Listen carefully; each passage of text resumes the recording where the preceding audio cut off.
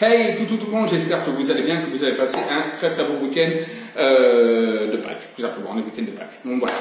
Alors aujourd'hui, je vais vous faire la deuxième partie, donc une vidéo pour la deuxième partie sur la radiesthésie. Donc une partie qui sera pratique, non pas théorique, puisqu'on a vu la théorie dans la première partie. Donc là, on va partir sur quelque chose de beaucoup plus théorique, donc je vais vous montrer un petit peu les différents types de pendules, émetteurs, récepteurs, je ne sais pas si vous vous souvenez.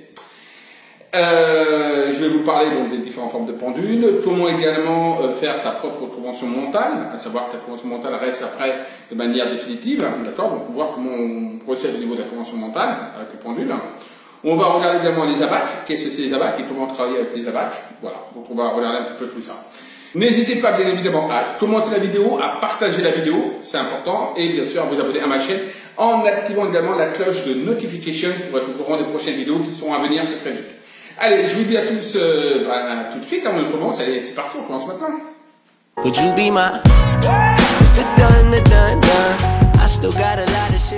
le petit tuto donc concernant la radiesthésie, donc le côté donc on va dire pratique. Donc j'ai différents pendules, d'accord, que j'ai toujours en ma possession, que j'ai là tout simplement, et on va pouvoir donc regarder ensemble un petit peu les différentes formes de pendules. Alors, hop. On va regarder donc si ce sont donc les pendules émetteurs récepteurs, quelle est donc la différence. J'en ai déjà parlé un petit peu d'ailleurs dans le premier tuto. Alors je vais déjà commencer par ce pendule là. Donc là on a un premier pendule, voilà, un pendule en laiton qui donc ne s'imprègne pas de négatif, qui n'a pas besoin d'être nettoyé, programmé, etc. C'est un pendule qui est plutôt récepteur, c'est-à-dire il réceptionne des informations. Donc il est bon par exemple pour tout ce qui est voyance ou tout ce qui est par exemple recherche également, d'accord? C'est pas spécialement un pendule pour faire des soins, il n'émet pas, on va dire, d'intention. Voilà, donc là c'est un premier pendule, c'est le pendule en spirale qui est en laiton. On a un autre pendule également qui est un pendule donc qui est assez connu aussi, hein, donc qui est également en laiton, qui ne s'imprègne pas d'énergie négative. Voilà, c'est celui-ci. Voilà, pour travailler, il y a différentes petites perles. Vous voyez, voilà, hop. Donc ça, c'est un pendule également en laiton qui donc ne s'imprègne pas et donc n'a pas besoin d'être nettoyé non plus. Ça, c'est un pendule également qui est réception et émission. Pardon. Il est émetteur et récepteur celui-ci, d'accord. Donc il est très bon pour tout ce qui est les dégagements d'énergie négative, donc dans les maisons, etc., mais également sur les personnes. On a également un autre pendule. Je vous sors du sachet en même temps. Voilà. Un autre pendule qui est cette fois le pendule énergie, donc c'est un pendule avec un cristal de roche, donc il y a une boule ici avec également une petite perle ici, et on a le fameux cristal de roche, voilà, qui est là, donc c'est un très beau pendule. Donc ce pendule-là, c'est un pendule qui est plutôt émetteur, d'accord, un peu moins en réception, plus émetteur, donc il émet des énergies, très bon pour nettoyer par exemple le corps astral, les corps énergétiques, les chakras, etc., d'accord. Donc pour tout ce qui est médecine, naturellement, ce pendule-là est un pendule qui s'imprègne et donc qui doit être nettoyé de manière assez régulière à chaque utilisation énergétique, en tout cas, d'accord. On a le pendule maintenant, les deux pendules maintenant que j'utilise le plus, naturellement. Alors, il y a naturellement ce pendule-là qui est un magnifique pendule en cristal de roche, vous voyez, avec une améthyste. Voilà, je ne sais pas si vous voyez l'améthyste, qui est là, hop, voilà. L'améthyste, voilà. Donc, c'est un pendule donc extrêmement fiable, émetteur-récepteur. J'appelle ça un cristal de soin. C'est vraiment un cristal de soin, d'accord. Donc très bon pour tout ce qui est précis, donc la voyance, très bon pour la voyance, très bon pour les soins également, d'accord, les soins en tant que tels, énergétiques et autres, d'accord. Naturellement, ce pendule-là est un pendule également qui s'imprègne et qui a besoin d'être nettoyé, mais un peu moins souvent que le pendule que je vous ai montré juste avant, d'accord. Mais c'est un pendule qui est très bien. C'est un pendule vraiment qui est vraiment très puissant, très précis et pour moi il est carrément intelligent, d'accord. Donc voilà, c'est un pendule que j'utilise énormément. Alors un autre pendule naturellement que beaucoup connaissent, c'est naturellement le fameux pendule de Thoth, donc voilà, d'accord, qui ressemble au pendule égyptien, voilà, mais ça c'est le pendule de Thoth, voilà, en céramique, d'accord. Donc ça c'est le pendule naturellement également par excellence, émetteur-récepteur, lui ne s'imprègne pas du tout. D'accord, donc pas besoin de nettoyer, pas besoin de programmer, voilà. Très bon en émission, très bon en réception, voilà.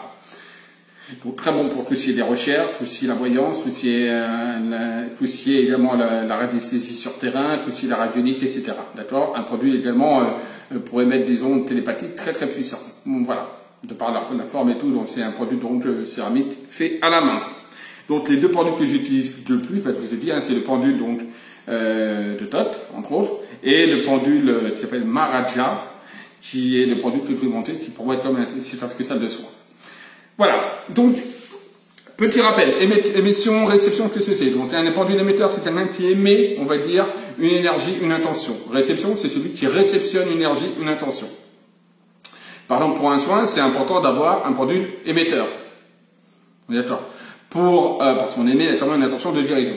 Pour, par exemple, des recherches et pour, par exemple, de la voyance, c'est bien d'avoir un pendule récepteur. Pour les recherches, c'est bien mieux d'avoir un pendule émetteur-récepteur. Donc c'est important, dans l'utilisation du pendule, l'art vibratoire, de bien choisir le travail que vous voulez faire avec le pendule. C'est déjà une première chose.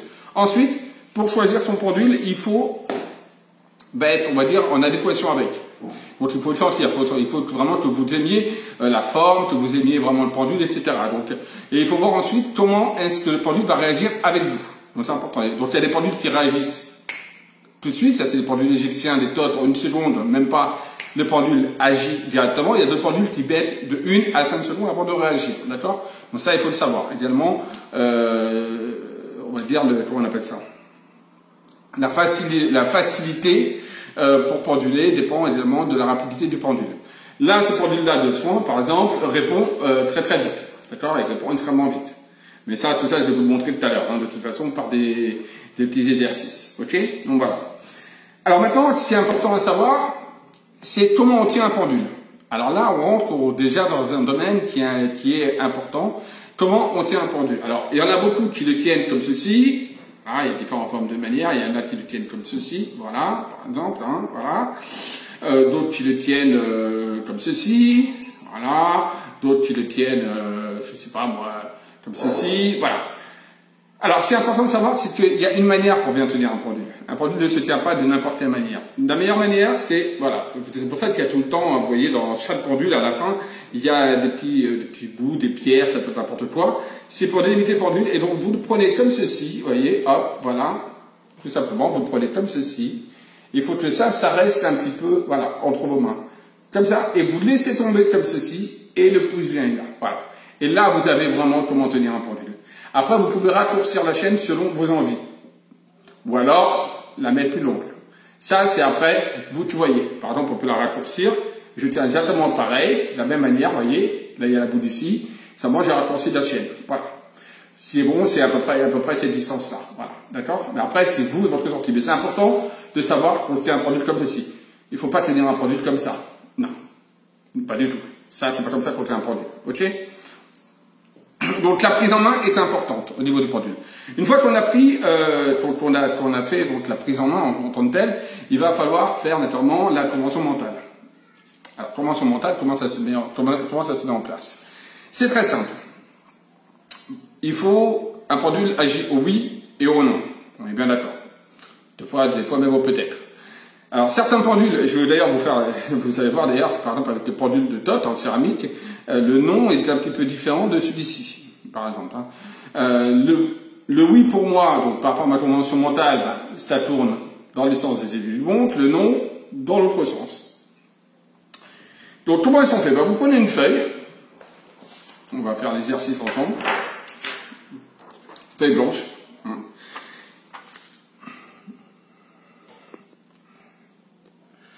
Sur cette feuille blanche, tout simplement, donc d'un côté vous mettez le oui,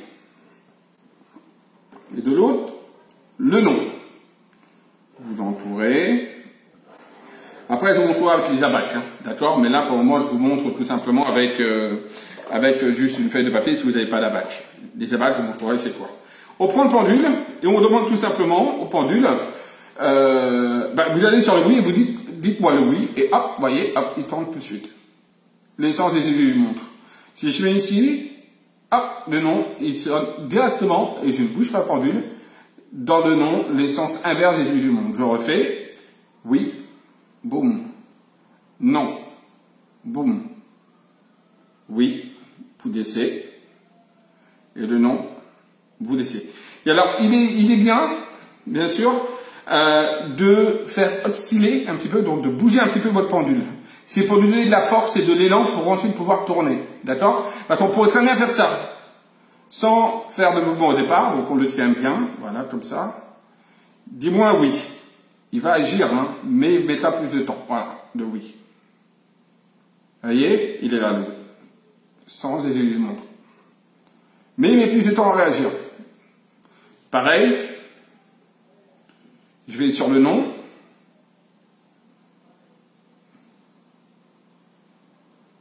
Et voilà, vous voyez, le non, les sens inverses des aiguilles de montre. Tout simplement. Voilà, vous voyez. Et vous voyez, je ne bouge pas du tout, rien du tout. Alors moi, j'ai l'habitude de faire bouger, par exemple, dis-moi un oui, hop, boum, c'est direct. Dis-moi un non, hop, c'est direct. Après, chacun fait un peu comme il veut. Mais pourquoi je ne veux pas lui laisser le temps? Parce que j'ai pas envie que mon mental rentre ensuite en action. C'est pour ça, d'accord? Parce que quand vous êtes comme ça et que vous attendez, le problème c'est que le mental peut rentrer en action. Tandis que là, vous balancez, hop, boum, direct, oui. Hop, boum, direct, non. Vous n'avez pas le temps de penser, d'accord? Donc ça, c'est important. Cette convention mentale-là sera définitive, d'accord? C'est-à-dire qu'elle ne changera plus. Une fois que c'est fait. Alors bien sûr, pour certains, le oui sera ici. Enfin, le oui sera ici. Je veux dire, le oui sera dans les sens inverses des aiguilles de montre. Et le non pourrait être dans le sens inverse. Ou alors le oui pourrait être comme ça, et le non pourrait être comme ça. Chacun a sa propre convention, donc testez, d'accord? Il se peut que là, alors là je fais exprès, que le oui, par exemple, soit ça. D'accord? Et non ça. Et il se peut que le non, par exemple, soit ça. Tout simplement, donc, comme si c'était un oui. Donc c'est votre propre convention mentale à vous et c'est une convention qui ne devra plus changer par la suite. Et ensuite, donc on a le oui, le non, on a donc le positif et le négatif. Le positif, une question par exemple, allez, on va mettre là par exemple donc, le plus, et là on va mettre le moins. Voilà. Donc polarité positive, polarité négative. D'accord? Je demande au pendule, quelle est la polarité ici? Et il me fait un oui. Donc positif. Il tourne dans les sens des aiguilles d'une montre. Polarité ici. Boum, négatif. Boum, ici, négatif. Boum, ici, positif. Boum, au niveau du non, négatif. Boum, ici, boum, direct, positif, oui. Vous voyez? Après, on a automatiquement, avec le oui et le non, on a les polarités, positif, négatif, qui auront la même similarité que le oui et le non. Pareil pour le masculin et le féminin. On cherche une femme, donc, le masculin, hop, et le féminin. Qui correspond au féminin correspond au négatif, et le masculin au positif. C'est comme ça, hein, je sais pas pourquoi, hein, mais bon. C'est comme ça que c'est dans la, ici sur Terre. Donc, féminin, on cherche le féminin, ça tourne là dans le sens inverse des aiguilles de montre. Masculin, boum, ça tourne tout de suite dans le sens positif. Voilà. Féminin, boum. Négatif, boum. Positif, boum. Le non, boum. Le oui, boum. Inverse, le sens des aiguilles de montre. Masculin, sens des aiguilles de montre. Voilà. Donc voilà, vous avez fait vos conventions. D'accord? Donc là, vous pouvez avec ces conventions donc, voir des polarités, plus, moins, le oui, le non, et par exemple masculin et féminin. D'accord? Donc voilà, ça c'est important, c'est la première chose à faire avec la prise en main du pendule. Comment on tient un pendule. Une fois qu'on a ça, on a déjà, on va dire, le travail de fait pratiquement. C'est clair, hein? D'accord? Donc là, j'ai fait avec ce pendule-là, je vais vous le faire également pour que vous voyez un petit peu avec le pendule en tot, voilà, en céramique. Donc hop, pareil. C'est un pendule qui agit très rapidement. Donc pareil, on le tient, là, vous voyez, de la même manière. Voilà la petite boule. Boum, on tient, hop. Là, c'est une ficelle. Bon, ça aurait pu être une chaîne, mais là, il tourne en ficelle. Alors là, on va donc demander le oui. Et il tourne direct. Vous voyez, il est très rapide, hein. Neutre. Je neutralise le pendule. Attendez, je vais le prendre plus petit pour le voyer. Le oui, boum, il tourne direct. Le non. Alors le non, comme je vous ai dit, hein, le non pour le pendule de TOS, c'est ça qui est marrant. Il ne réagit pas pareil que le non avec celui-ci. Ça peut arriver. Là, par exemple, quand je fais le non ici, il tourne un tout petit peu dans le non et on vient après dans une place neutre. Vous voyez? Donc le oui, il tourne véritablement. Voilà, le oui, il tourne véritablement. Mais le non, il va dans le non, dans le sens négatif, et très vite, il se stabilise comme ça. Ça, pour moi, le pendule de Todd dit c'est le non. Par exemple, négatif, hop, et hop. Féminin, il tourne, et boum, il se met. Masculin, il fait le oui. De plus, il fait le oui. Alors, vous voyez, là, oui, hop, pareil.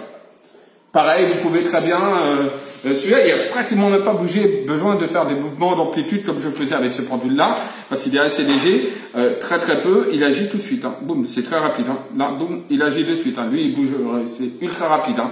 Attention, le pendule de Todd, c'est comme les pendules égyptiens, il faut déjà savoir utiliser le pendule. Hein. C'est des pendules très puissants. Donc il ne faut pas jouer avec, d'accord. C'est des pendules vraiment qui sont très précis, donc c'est excellent. Mais également dans la radio et tout ça, il faut que ce soit quand même dans les mains de quelqu'un qui a déjà certaines connaissances en mode radiesthésie, d'accord. C'est des très bons pendules. Donc on a fait, bon voilà, on a déjà fait un bon petit travail, c'est le travail de la convention. Autre petit travail que vous pouvez faire, on va tourner la feuille, vous allez voir, comme c'est magique, on va tirer un trait, ici, je tire un premier trait. Pas droit. Moi, j'ai jamais été droit. Donc, à droit. Là, on a vu que j'ai commencé par ici. D'accord? Et je me demande, quelle polarité a ce trait-là? Ici. Puisque j'ai tiré un trait. On va demander la polarité. Polarité de ce trait. Boum. Négatif. Et là, ici, positif. Alors, ok. On va faire l'inverse. Sur le même trait, on va maintenant refaire l'inverse. Pareil, on refait cette fois l'inverse sur le même trait. Là, j'ai commencé ici. Polarité, boum, négatif. Polarité ici, positif. Faites l'expérience, et là, je refais encore un trait. Dessus, voilà. Boum. Alors, tout à l'heure, c'était positif, et ça revient négatif parce que j'ai fait ici. Et là, c'est la fin, ça me revient positif, polarité. Et on peut faire ça de manière indéfinie. Donc là, on a des polarités. Vous voyez? Quand on tire le trait, on a une exemple de polarité. Un exercice que vous pouvez faire donc avec vos pendules. Pareil, hein. Donc là, on va le faire avec ce pendule également, le pendule de Todd. La polarité ici, négatif. Vous voyez? Polarité ici, positif. Polarité ici, négatif. Polarité ici, positif. On va le refaire à l'inverse. Voilà. Polarité ici, boum, négative. Polarité ici, boum, positif.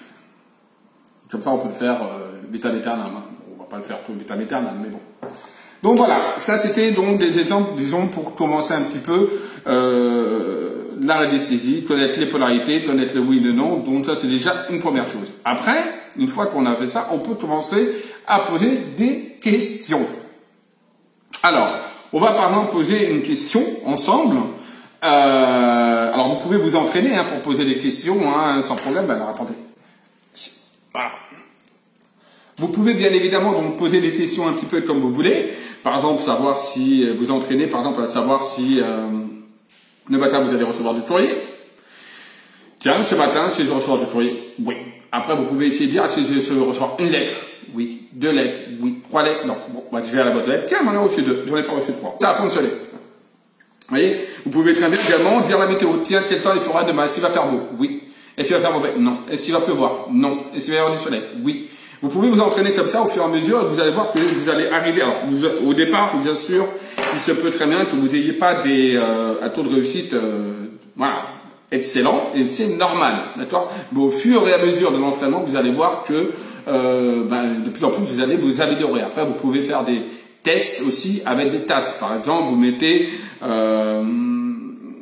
3, je sais pas comment là. Bon là, j'ai pas pensé à prendre des tasses. C'est bien dommage. Vous prenez 3 tasses, vous demandez à quelqu'un de mettre dedans des pièces, vous les mélangez et avec votre pendule, vous essayez de chercher les pièces. Voilà. Vous allez voir que très souvent, le pendule, les 3 quarts du temps, va tomber sur la bonne tasse. Ça, c'est également un exercice que vous pouvez faire. Alors, ça, c'est pour le training, donc l'entraînement.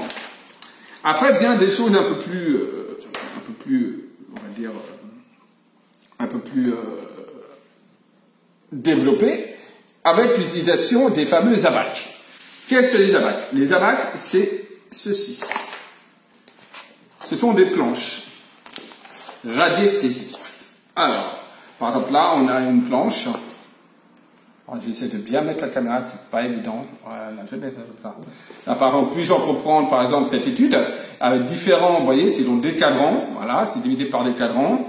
Et dedans, il y a différentes indications. Là, c'est un cadran, par exemple, de savoir si je peux entreprendre une étude, quelle qu'elle soit. Par exemple, est-ce que je peux penduler, est-ce que je peux pas penduler, est-ce que je peux le faire de suite, est-ce que je ne peux pas le faire de suite, est-ce que je suis bien connecté, est-ce que je suis mal connecté. Donc ça, c'est une planche pour savoir si on peut entreprendre l'étude par la radiesthésie et le pendule.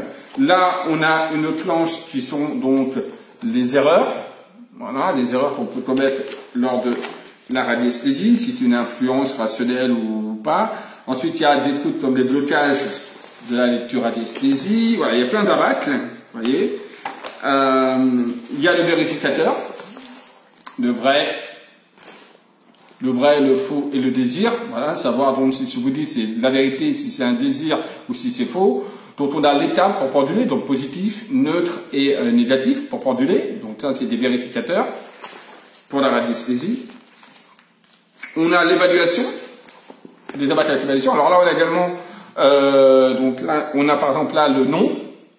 Comme je vous ai montré sur la feuille Teller, vous pouvez également faire, si vous avez un abac, vous pouvez mettre également en forme de demi-camembert, donc avec un non et un oui, et le pourcentage de réussite ou par rapport à la radiesthésie, mais également par rapport à certains éléments, par exemple savoir à quel pourcentage je suis, par exemple, je sais pas moi, qu'est-ce qu'on pourrait dire comme pourcentage, j'en ai même pas d'idée, vous voyez, bah, par exemple à quel pourcentage vont sortir telle ou telle personne, par exemple lors de présidentielle. Exemple, par exemple, c'est un exemple. Là, on l'a en plus grand. C'est exactement le même, mais en plus grand. Voilà, hein, donc il faut bien utiliser le plus grand. Donc ça, c'est un exemple, voilà. Donc par exemple là, exemple, on va utiliser par exemple avec le non et le oui. Alors je sais pas si vous voyez bien, c'est même pas sûr. Hop, là je pense que là vous voyez, ouais. Donc là c'est le non, là c'est le oui. Et bien pareil avec le pendule. Alors vous avez plusieurs possibilités. Soit vous vous mettez au milieu, et vous demandez au milieu, dis-moi un oui, ou fais-moi un oui, boum, il va sur le oui. Fais-moi un non, boum, il va sur le non. D'accord? Femme, c'est le non. Homme, c'est le oui. Positif, oui. Négatif, le non. Voyez? Alors, soit vous mettez au milieu, soit vous mettez également à osciller comme ceci. Fais-moi un oui. Boum. Fais-moi un non. Boum. Fais-moi un oui. Boum. Fais-moi un non. Boum. Voyez? Soit, comme ça, vous le balancez, il va là ou il va là. Soit vous le faites osciller et il va là ou il va là. Voilà, je fais exprès, bien sûr, vous avez compris là. Donc voilà. Donc voilà comment on utilise également la batte. Par exemple, l'évaluation, c'est exactement pareil. Vous êtes là. Vous voulez savoir quel pourcentage, à quel pourcentage, par exemple, il y a taux d'humidité, par exemple, le taux d'humidité, le pourcentage d'humidité. Soit vous mettez à l'osciller comme ceci, vous demandez le pourcentage. Là, je suis à 55% de taux d'humidité. Voilà, par rapport à l'endroit où je me situe, je suis à 55% de taux d'humidité. Soit je fais donc en oscillation comme ça, pourcentage d'humidité, boum, 50%, ça me le remet, vous voyez, directement. Voilà. Soit je peux le mettre également au milieu et dire le pourcentage de taux d'humidité actuellement où je suis, boum, 50%, il me le remet. D'accord? Soit alors, vous pouvez également le mettre au niveau des numéros, et au moment où il va tourner, ça voudra dire que vous êtes sur le bon numéro, le pourcentage d'humidité, et là il tourne. Voilà. Pour moi, il tourne dans le sens négatif pour me dire des trucs, hop, et là il revient normal, vous voyez. Je recommence, je balance, 0, 5, 10, 15, 30, 35, 40, 41, 50, boum, il tourne sur 55, et là 60, il se remet normal. Vous avez vu? Je reviens, boum, il tourne, et hop, il se remet là. Voilà. Donc là, on a un exemple également d'utilisation, comment on utilise les abacs. On va le faire avec notre pendule. Utilisation, donc, taux d'humidité actuellement, 55%. Voilà. Soit alors, je le mets ici, je le balade, et boum, il tourne tout seul, et il tourne sur 55%. Voilà. Donc, ça, c'est une utilisation, comment on peut utiliser également avec les abacs. Ouais, dis-moi. Ouais, non, juste une pause, je sors juste, je vais. Tu vas où? Non, je sors un pause, je ne pas. Si, je prends les clés? Ouais, prends les clés. J'attends que tu es sorti parce que sinon ils vont entendre. Quoi? Bien la vidéo? Oui. 1997. Ça y est? Je pense que ce soir, je fais la 5. Ouais.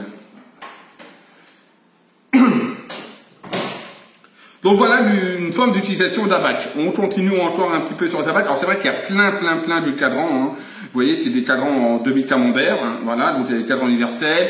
Il y a également les différents plans vibratoires. C'est par exemple sur un plan vibratoire avec là différents données. Malheureusement, je ne sais pas si vous voyez bien. Voilà. Donc le monde physique, le monde éthérique, le monde astral, le monde mental, le monde causal, le monde spirituel pur et le monde divin. Voilà. Par exemple, j'ai envie de savoir, dans quel plan j'évolue dans ce lieu à cet instant. Là où je suis là, et je vais demander à mon pendule, dans quel plan j'évolue dans ce lieu et à cet instant. Je suis dans le monde mental. Boum. Maintenant, dans quel monde vibratoire j'évolue dans ce lieu et à cet instant. Le monde vibratoire, je suis moi sur un monde spirituel pur. D'accord, vibratoirement dans ce lieu. À cet instant, je suis dans un lieu spirituel pur. Et après, on peut demander, par exemple, dans quelle subdivision du monde vibratoire j'évolue dans ce lieu à cet instant. Je suis dans une subdivision du monde causal. Voilà. C'est un exemple, hein. Vous voyez, voilà. Mais c'est là où je me situe à cet instant précis. Là, on a, par exemple, un cadran que beaucoup de radiesthésistes utilisent, c'est le cadran d'unité Bobis. C'est pour calculer un petit peu son taux vibratoire. Alors là, c'est aussi bien rechercher le taux vibratoire d'un lieu ou d'une personne. Alors là, c'est celui où il monte jusqu'à 90 000 unités Bobis. On appelle ça unité Bobis. Et là, on l'a en plus grand, d'accord, pour bien calculer celui-ci sur les lieux, sur les personnes, celui-ci. Donc, je vais plutôt utiliser celui-ci que sur le lieu. Je vais demander, moi, quel est mon taux vibratoire à moi actuel. Donc, pareil, je positionne ici et je demande quel est mon taux vibratoire pour moi actuellement. Je suis à 15 000, voilà. Donc, je suis à un taux vibratoire spirituel. Et je remets dans quel monde vibratoire, dans quel est mon taux vibratoire 15 000, ouais, voilà, je suis entre 10 et 15 000. Non, 14, pardon, 14 et 15 000. 15 000, le moment 15 000. D'accord? Voilà comment on utilise un ABAC. Pareil, là, on a par exemple un cadran sur l'aura. Quel est mon aura actuellement? Je suis sur le seuil spirituel. À savoir qu'il y a la santé, le seuil spirituel, force spiritualité, l'éveil et la divinité. D'accord? Vous avez par exemple sur l'aura d'une église, ça devrait être autour de la divinité. Hein. Vous voyez, voilà. Là, je suis sur le seuil spirituel, pour moi, mon aura, et donc sur 55 000, ouais, 55 000, un tout petit peu moins. Donc, je suis sur un seuil spirituel. Voilà. J'ai atteint le seuil spirituel. Waouh. Bref. Donc, voilà. Ça, c'est donc l'utilisation avec la vitalité, calculer le taux vibratoire d'un dieu, le géodynamomètre. Voilà. Et dessus, là, on a également des ABAC avec également des causes de l'habitat malade pour voir donc si, là où vous êtes, s'il y a un problème d'habitat, s'il y a un tour d'eau, des failles, s'il y a un problème de sous-sol, de pollution électrique, s'il y a un problème de gardien du seuil. D'accord, le gardien du seuil, c'est un être spirituel qui protège les lieux, tout simplement où on est. D'accord. Voir également un cadran, là, par exemple, c'est la pollution du lieu. Voilà, la situation d'énergie. Bref, il y a plein d'ABAC. Et on a également, naturellement, tout ce qui concerne également, comment on appelle ça,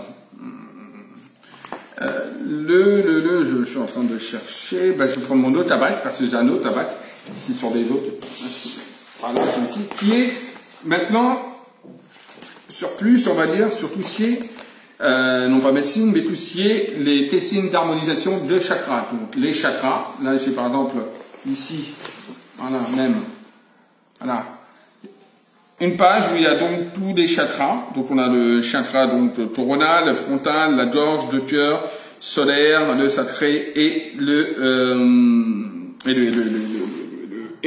racine. Mon Dieu, j'avais oublié.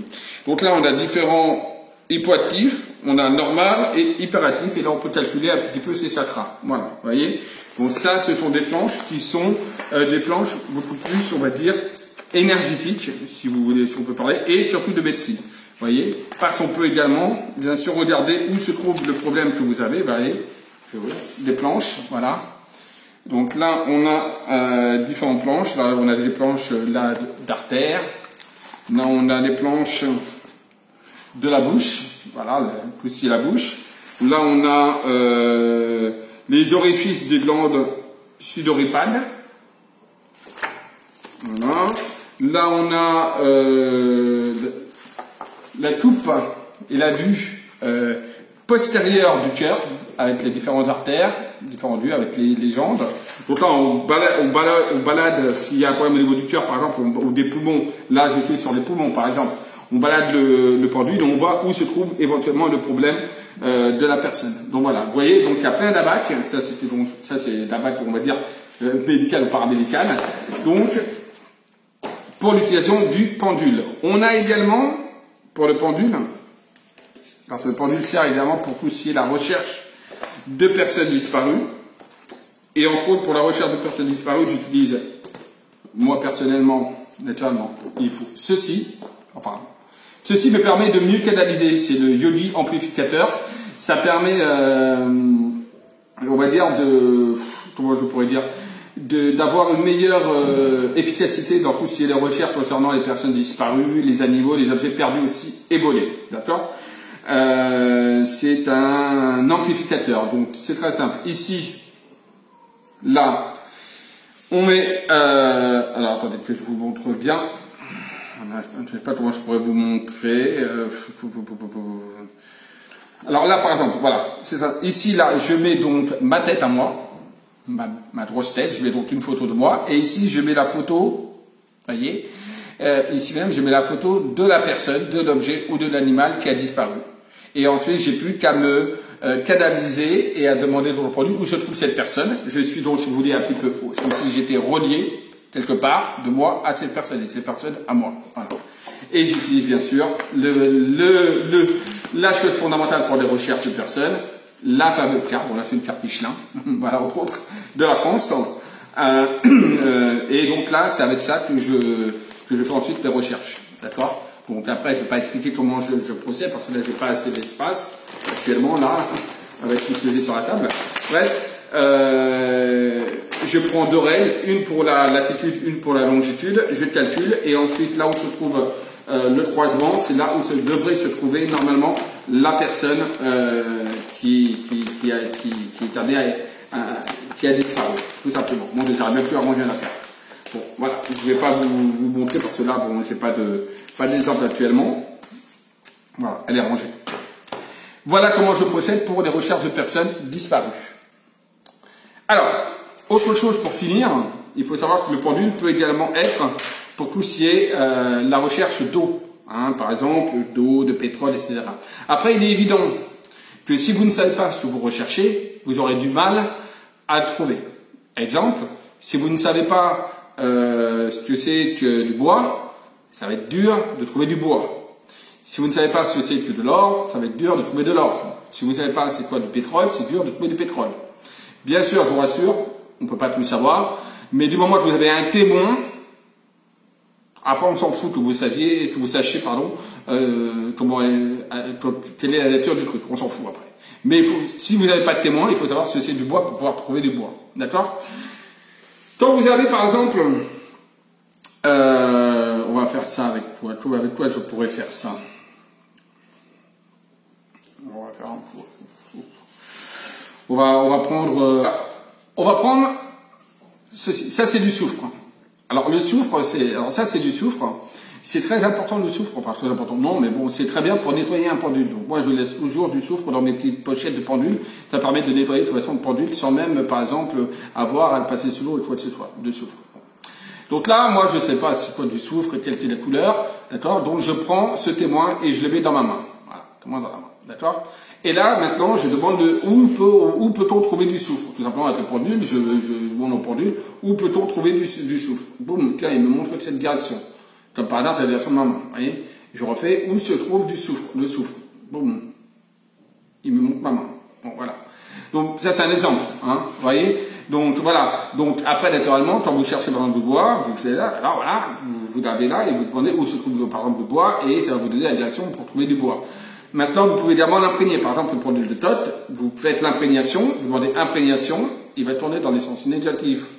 C'est-à-dire que le pendule est en train de s'imprégner de l'énergie tout simplement de l'objet en question. Voilà. Il s'est totalement imprégné, c'est bon. Et maintenant, pour chercher, il suffit simplement vous déposer le soufre et vous demandez au pendule, soufre. Et bon, il m'indique où est le soufre. Parce que c'est imprégné, neutre. Voilà. Là, je neutralise après le pendule en disant neutre pour moi dans ma tête, je neutralise le pendule. Donc c'est important également, si vous ne savez pas, par exemple, ce que c'est que de l'or, de prendre aussi donc la forme de l'or, qui est de l'or, de vous imprégner et ensuite de chercher l'objet en question en ayant déjà une imprégnation au niveau du pendule. Voilà. Hop, hop, voilà.